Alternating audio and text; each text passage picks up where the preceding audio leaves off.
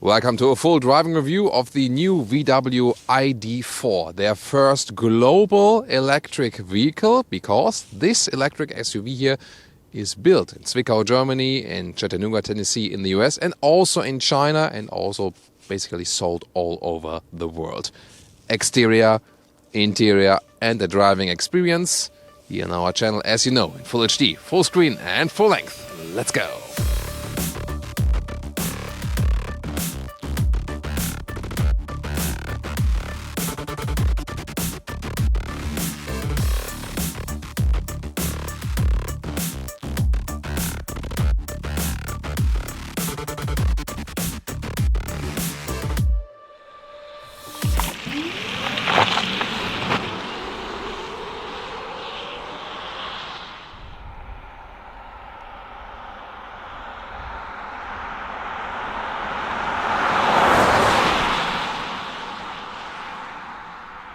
In the front we can see a very friendly, likeable face inspired by the former Beetle design. LED main headlamp unit is standard, and option you can also get matrix LED, and then you also have not only the daytime running light in the top part, but also the turning indicator goes all the way across this, otherwise it's a little bit more subtle. And you also have then this additional light strip in the middle part. It would just be a white line in the standard version. And in the US, you will also get an illuminated VW logo, not allowed here in Germany. The length is at 4 meters 58, 15 foot or 180 inches. Honey yellow is this vehicle color here, but we can also show you the blue dusk. And then there's also a dark gray or a white vehicle for you. 16 centimeters or 6 inches is the ground clearance, so somewhat soft off-road capable. Wheels come from 18 to 21 inch. These here are the 20-inch wheels, already look quite massive, so it's a high trim vehicle for today. Crossover cladding, you can see it right there. Base suspension for this vehicle here today, which has a setting to make it stiffer, sportier, that's possible.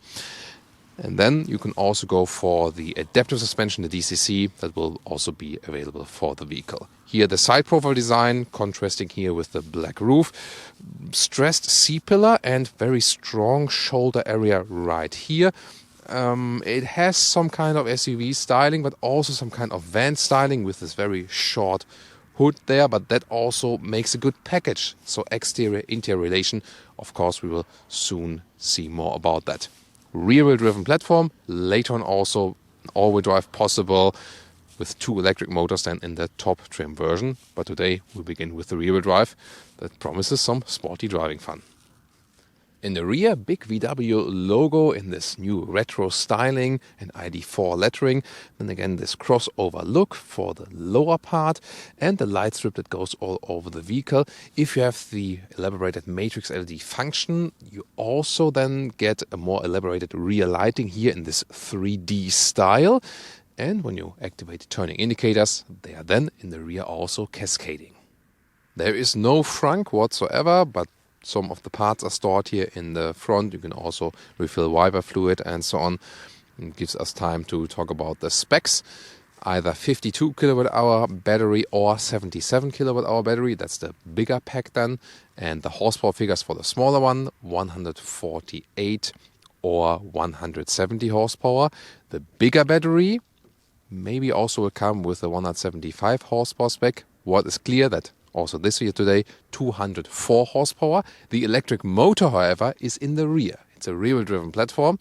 However, we also expect then an all-wheel drive model that's already announced with about 300 horsepower, which is then dual motor, also one then in the front. And this will also give us better acceleration. This one here today, the 204 horsepower spec, around 8.5 seconds to 1 kilometers or 62 miles an hour. And the top speed is 160 kilometers an hour or 100 miles per hour. Recharging for the small battery, 7.2 kilowatt AC. For the big battery, 11 kilowatt AC. And for the small battery, 100 kilowatt DC. For the big battery, 125 kilowatt DC. And the official range stated for the big battery, 520 kilometers or 320 miles. For the small battery, it would be more like 350 kilometers or 220 miles. However, considering here, now today, freezing temperatures and also wet, and we also drove a little bit faster from time to time, the realistic range in this condition for the big battery is rather the official one of the small battery. So energy consumption here in our test today, about 23 kilowatt hours on 100 kilometers. That's not that efficient. However, bear in mind that we did use the heating and so on. This car does have a heat pump here in this max version, or optional for the other ones. But still, it could be a little bit more efficient, I think.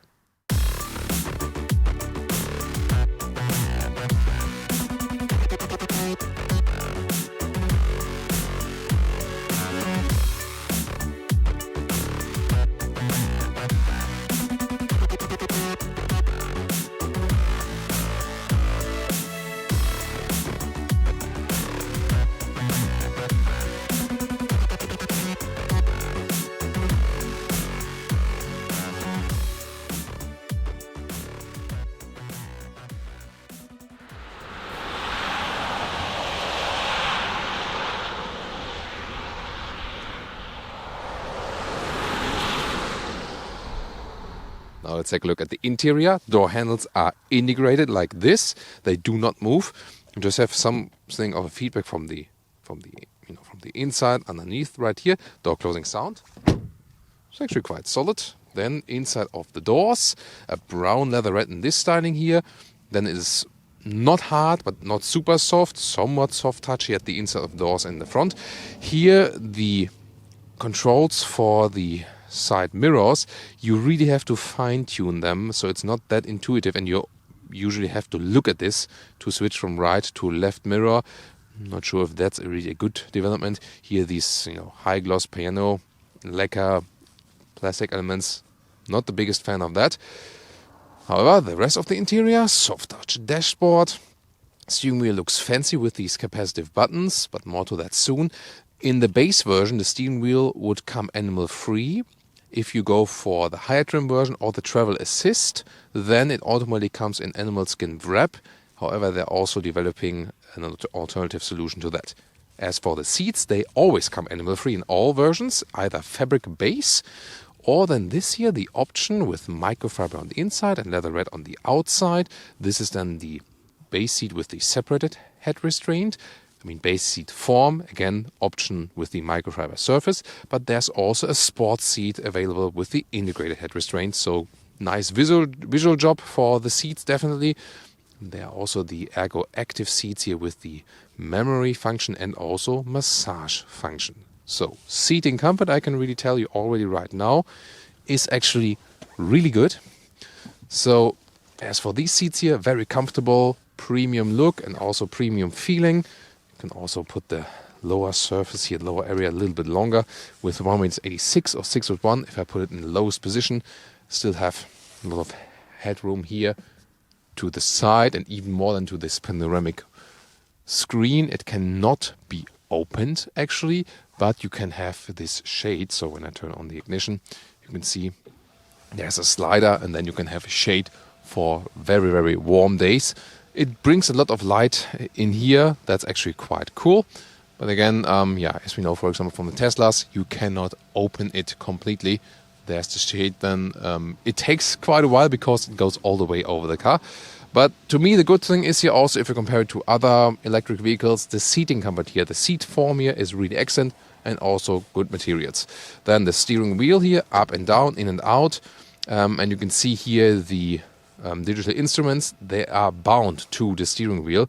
I think this whole area, it looks a little bit non-premium, I would say, visualization wise, and also that's fixed on the steering wheel.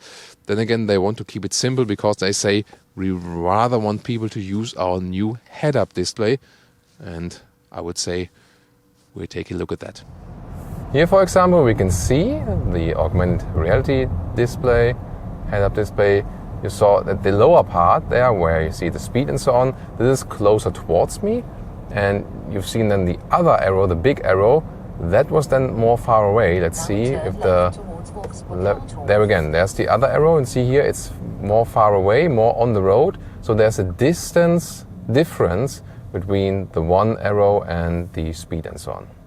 And this is the optional sports seat, also with the mix of microfiber and leatherette. And you can see here the sports seat with the integrated head restraint. Reminds here of the sports seat we know from the Golf GTI, for example.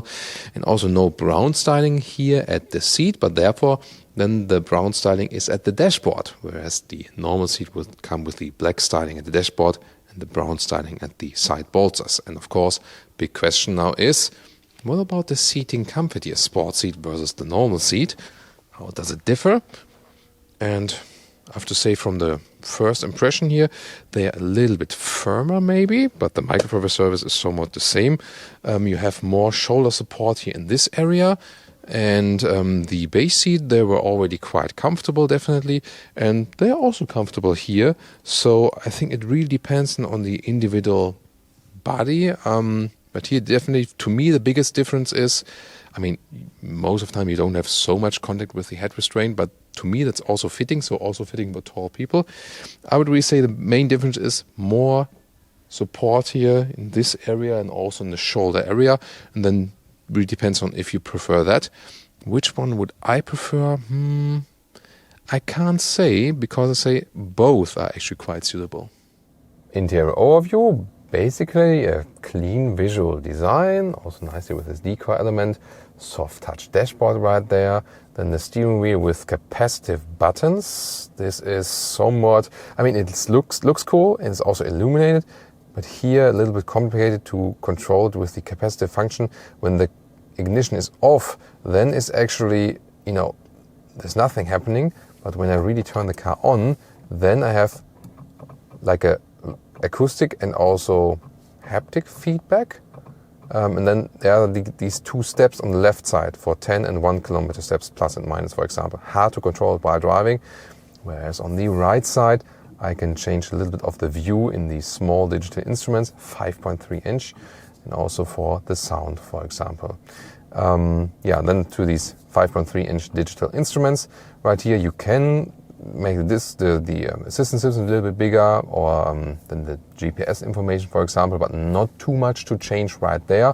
The gears are put in like this for D or B, higher recuperation mode, backwards for the reverse, and P, then again click it on the right side for the park mode. It's a nice clicking sound here. And you can also see in the front then, it's always resonating, somewhat talking to you, visualization in the front part of the vehicle, whereas, for example, when you turn left or right, it's like, going from left to right, also this separate light right there, very interesting. Sorry, not driving now. So, and then on the right side here, what we can see is the temperature slider is right here, and it's not too easy to control while driving. You can click on that or slide. Here's a volume slider, and on the left side you mute the music, for example. There are some hotkeys here in the lower part, for example, to access the climate menu right there. Assistant systems, and also the driving modes. This car here is not equipped with the DCC. Volkswagen says, however, it is a somewhat adaptive suspension. What we actually realized while driving is that here, when you go from comfort to sports mode, then it's like with the VW Polo. It's like a fixed sports mode or a fixed comfort mode, these two settings. But that's not like the DCC is working. But so far, in the comfort mode, suspension actually did quite well. As for the infotainment system here, it's either 10 inch or this one here 12 inch. This is the bigger screen then, optional or included in the top trim levels.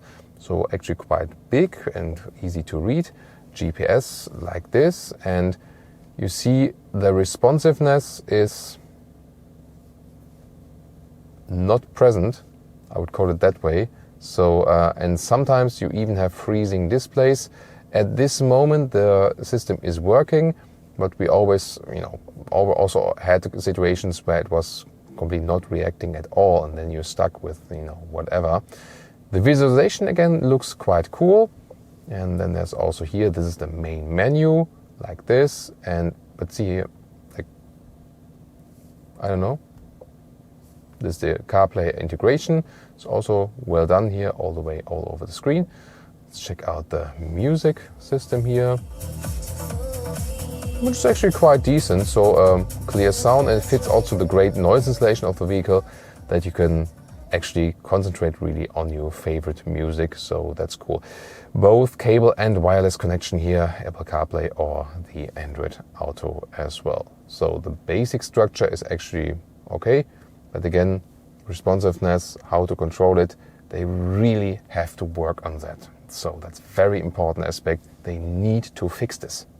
In the lower area, we have these splitters here, so you can have some stuff in there. Car key, as we know from the new Golf, with this shiny black structure. Then lower part right there, there's an inductive charging pad for your phone. Other than that, you have two USB-C chargers as well. So I usually more rely on the cable connection. Then adaptive cup holders here for the bottles, but you can also put them all out and then close this whole stuff for a cleaner visual look. And all the seats, no matter if you go for high or low trim level, they come with these armrests. That's a nice traveling feeling. You can also adjust the height of these depending on your liking. And then there's a rear climate unit. You can see there's two more USB-C chargers also for the rear. And the voice input. Hello ID. Set temperature to 22 degrees.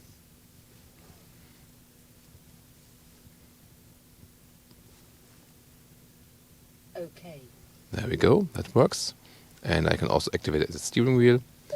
Drive me to Berlin. Please say the full address, starting with the city. Berlin. Did you mean Seedorf, Berlin? Yeah, somewhat that worked as well. Okay, so we have seen more elaborated systems, but I think overall, you can use something of it. As for the rear seating area, first of all, inside of the doors, this is the hard pack here. Maybe for this segment would have been cooler with a soft touch as well, but here is then soft for the leatherette where you put your elbow or something. Then you can see the middle tunnel. There is no rear middle tunnel, electric building platform. That's of course good, so it looks already quite spacious. And then when you have the microfiber option, here you also have it on the rear seats. And it's also interesting, you have a lot of possibilities to install some child seats. You have ISOFIX on the outsides each, but also the middle part, they say, could fit another child seat, not with ISOFIX though. And there's even ISOFIX on the co-driver seat, by the way, in the front. So a lot of possibilities right there. Then getting inside, and good thing is here, you have enough legroom right here. So that's actually quite good. Good package. As for the headroom, the bench is not too low. So headroom-wise, for tall people, it gets close. It works, It works. Again, 1m86, 6'1", but it's getting close. Then the seating position itself is actually quite comfortable. I think it's really good for kids because the bench is rather high, so you have a good view from the rear to the front, and also here then through the panoramic screen. Actually well usable. In the middle part you can also sit very well, so it does fit for 3 tall adults. Again, because you don't have this middle tunnel right here, it's not too stiff as for the seating area here in the middle part. So indeed here from the rear, very well usable. And you can already fold the seats from here, that's possible. And then in the middle part we also have this cup holder, not adaptive though. And last but not least, this ski hatch you could also use. And now to the trunk area. Electric hatch is standard like this, and looks like very well usable.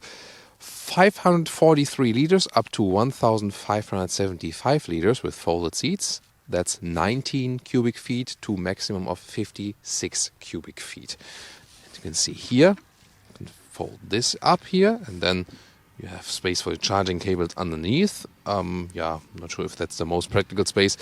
Quite often EV users just let it just lie in the trunk here somewhat, and you can see when I put some luggage inside, it also fits here in the vertical way still. That's possible. And some basic measurements. See the normal length is more than 90 centimeters. The width here, this is a meter, so that area is a meter, and the height here up to the cover This is here about 45 centimeters. And when I fold the seats, I have to go around. Here we go. This one side. Now I sprint around to the other side, but you don't have to wait that much. So there we go. I think overall that works quite well. Let me put that folding ruler a little bit longer. Classic car reviewing style. And here we go with 1 meters and 70.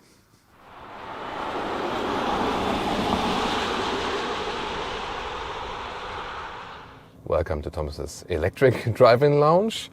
And here we put in the drive mode, and we also see here in the front this so-called IQ light also is somehow trying to communicate with you.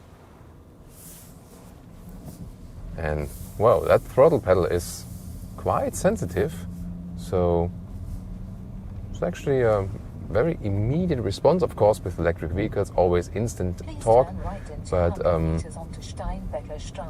yeah, that's the GPS. And now there's one very important thing about this vehicle. So, for example, now I'm in driving moderation. I try to mute the GPS, try to access the GPS. Now turn right onto and nothing Steinbecker-Straße. is happening. That's really cool, by the way. Here, see here, when I need to turn right, it was signaling me in the light. And also I have the augmented reality head-up display, which is somewhat in 2 layers. So there's one layer with the speed and also GPS information, which is closer to me, like they say, it's about a couple of meters, and then the arrows that are displayed somewhat on the road, where to turn right or left, is more like 10 meters away. So in a second layer and more far away. And I think that's a very interesting solution, but it's always the same problem with this vehicle.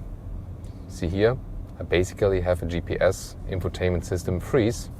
I can't do anything about it. Also here, when I try to change the driving modes, I can access it because there's the hotkey in lower part, but then here I cannot press anything. So, and that's the thing. And at some point you might think, it's a prototype vehicle, it's one of the first vehicles. Yes, that's true, but we have had same or equal problems with the VW Golf, with the ID.4, and so on and so on. And so you can also enjoy the voice the voice commands here of the GPS system for today. Hardware-wise, the car is absolutely excellent. Low center of gravity. This 500 kilograms of the battery, 500 kilograms, really low inside the vehicle, and that means we have very sporty driving characteristic, although we are driving an SUV. That makes it actually sportier than it looks. We don't have the DCC, dynamic chassis control, for today, so no adaptive suspension. However, Volkswagen told us that there's here again this very interesting signal that you can use visually, really cool. Wow, and when accelerating here out of the corners, just phenomenal, really great how that feels. And here we can also do acceleration, wet road, rear wheel drive, and we do 0 to 70 kilometers an hour. Let's just pin it down.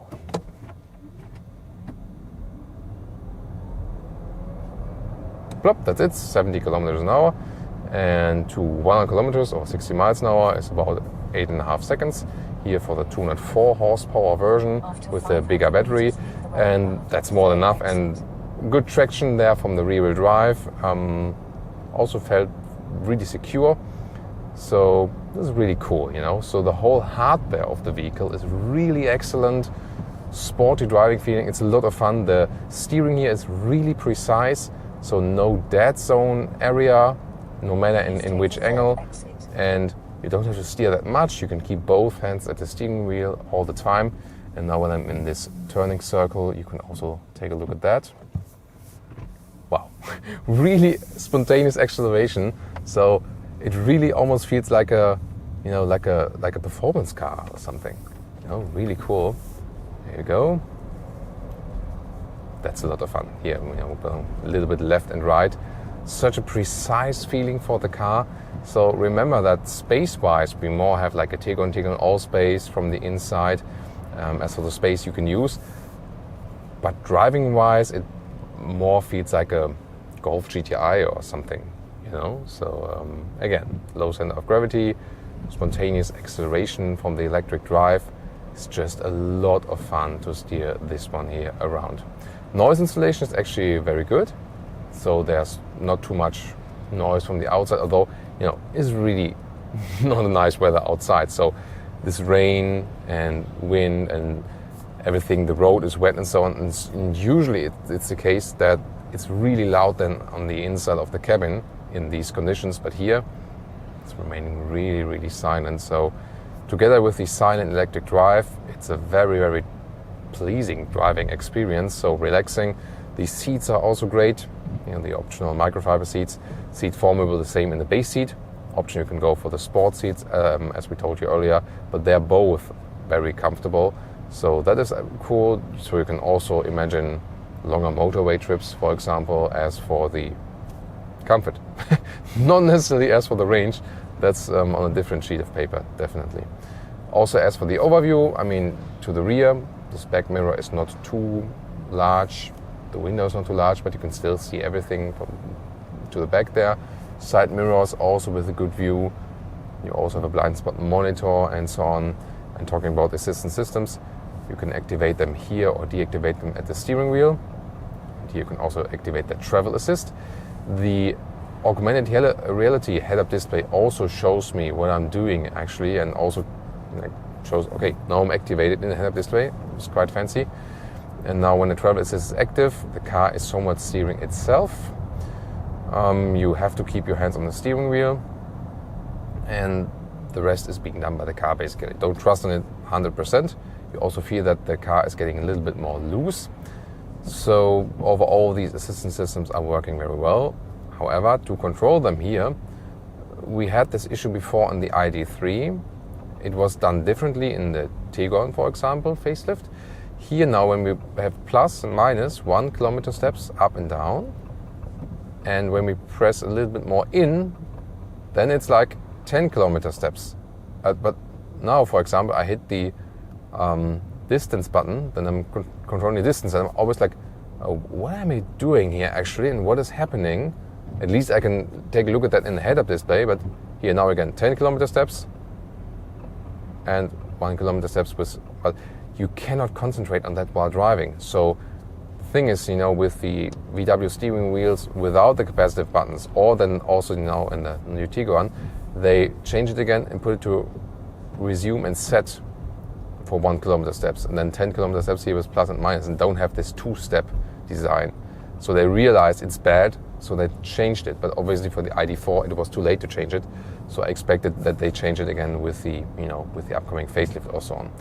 But that's the thing about the vehicle. I mean, hardware-wise, it's really excellent, such a great drive. But then the user interface, once again, here with these capacitive buttons on the steering wheel, that's definitely lacking. And of course, the weakest point, and that's really influencing driving as well. The weakest point is the infotainment system, and really, you know, the software, or and also the hardware cannot cope with the software, and maybe they don't have too much, you know, enough of the cloud capacity, for example. That's really lacking, and I mean, still not able to do anything here while driving with the infotainment system. And yeah, it's really weird to see, sadly. At least you have a live voice. Usually we always deactivate it, but first time we're not able to deactivate the voice commands while driving. Yeah, always interesting to have first times, right, guys? So, and what about recuperation? So far I was in a deep driving mode. It's again here turning left. And I'm just hitting the brakes, and then recuperation is being done, regenerative braking. And that's more like, you know, when you have the rolling effect, it can be more efficient when you let the car roll. However, if you want to decelerate anyway, then it also makes sense to use recuperation, of course. And you're always using that when you use the brakes. Just when you need even more braking power, then actually the real brakes are being applied. An interesting thing as for this is that in the front we have disc brakes, and in the rear we have drum brakes. And you might think about, oh, is this a small car segment with like 100 horsepower, drum brakes in the rear, what the hell? It's actually a good thing, because if you would have disc brakes here in the rear, it's not necessary. The rear discs are hardly used, and there would be just more corrosion So using drum brakes in the rear is actually then here for this case a good thing. But what I want to lead over is I can go from a D mode to the B mode. That's the stronger recuperation mode. And then there's just rolling when you leave your foot on the throttle a little bit. When you then lift your foot off the throttle, there's recuperation, the car is decelerating. However, I have to say that the recuperation strength is not that strong as you would expect. So just came here to drive this one in the Tesla Model S, just to compare that one. And the recuperation with the Teslas, for example, is way stronger. So the B mode here is actually done that you can do this one pedal driving, but is it strong enough that you really can always go with one pedal driving? I wouldn't be so sure about that. More or less, yes. I mean, we can test it here. now I'm getting off the throttle. Now turn left towards Braunschweig. And yeah, now I have to ride the brakes. Even more recuperation then, yeah, but you see that the recuperation is not the strongest. You can always argue what is good and what is bad. So I guess what's the idea behind this is here. Volkswagen, I mean, majority of their customers have not driven electric vehicles yet. So they want to have a smoother transition. With Tesla, you know, it's an all new thing. You know, most people who buy Teslas, buy Teslas for the very, very first time, you know, for the very, very first time in the brand. And then it's something completely new and you just adapt to something new. And here probably they want to make it a little bit more pleasing to their existing customers, that they don't have like a big transition, you know. So here not a strong recuperation, at least, I mean, there is good recuperation possible, yes, but not just with leaving your foot off the throttle. It's really more that you hit the brakes then. And I think if you're not used to harsh recuperation, I mean, I've seen people driving electric vehicles for the first time with strong recuperation, and then they just leave the foot off the throttle, and suddenly everyone's like, "Ugh, what's going on?" Because there's a strong recuperation, you know. So in this case, this is here a little bit smoother. But to me, I think an electric vehicle should always have a mode where you can just use the one pedal driving feeling, and that's indeed not the case right here. So driving wise, I really have to say, nice acceleration. The rear wheel drive gives it a sporty feeling. Turning circle at 10.2 meters is really narrow because of rear wheel drive also, and because of the whole architecture. Rear wheel drive is better for the turning circle because the front wheels can be turned, you know, further as for the derail angle. So that's a good thing. Once again, like the ID.3, this platform, MEB platform, how you feel the chassis stiffness, the noise insulation, you know, that's a thing, for example, that is way better than with Tesla. This car, chassis-wise and driving-wise, feels so much more elaborated. You know, you feel there's like, you know, like 50 years of engineering experience in that vehicle here, especially as for the hardware parts. You know, like here, accelerate a little bit more, lane change. Wow, this is excellent. You know, now 100 kilometers an hour, 60 miles an hour, lane change here. I mean, it's wet road, and I feel like I could immediately go to the Nordschleife with this vehicle. And it's a family electric SUV. You know, it drives so agile, so sporty. It's so much fun to drive this car. I mean, from the outside, it looks like, you know, not very sporty. It's more like this little bit Beetle-alike design, round, friendly, like pop culture oriented or something. And then suddenly you start driving this vehicle and say like, am I in a sports car? So that's really very, very well done. Can just, you know, I can just stress that again. So that it's electric even contributes to that, of course, again, because the weight of the battery is not negative, but more positive for the car. Instantaneous acceleration, and again, it's really so silent and relaxing. So you can have a very nice and sporty driving experience with this vehicle, but at the same time, you can also drive in a very, very relaxed manner. This car can indeed do both. Yeah, the only thing they can't do is software.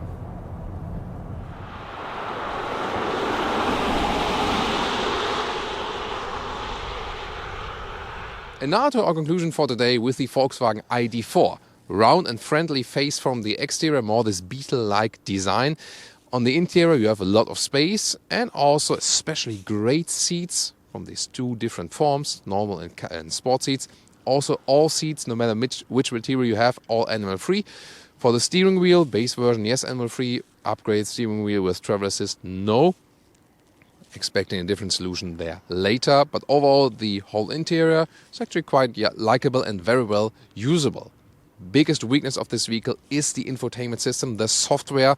It's too slow, sometimes it's failing, they need to fix it. I think it is possible, and the thing is the hardware of the vehicle is really excellent. Especially the driving agility is flawless, you know, the stiffness of the chassis is great, low center of gravity. Although it doesn't look that sporty, it drives like a sports car. It's so much fun to steer it around, great steering input, great forward drive, rear wheel drive, that feels also quite sporty, out of the corners and so on. A lot of driving fun, so I really hope they can also improve on the software. The same we had also as a finding from the Volkswagen ID.3. As for the range figure for today, worst conditions definitely for the electric vehicle. So today more like 300 kilometers plus, 200 miles plus, which is more the official range of the small battery.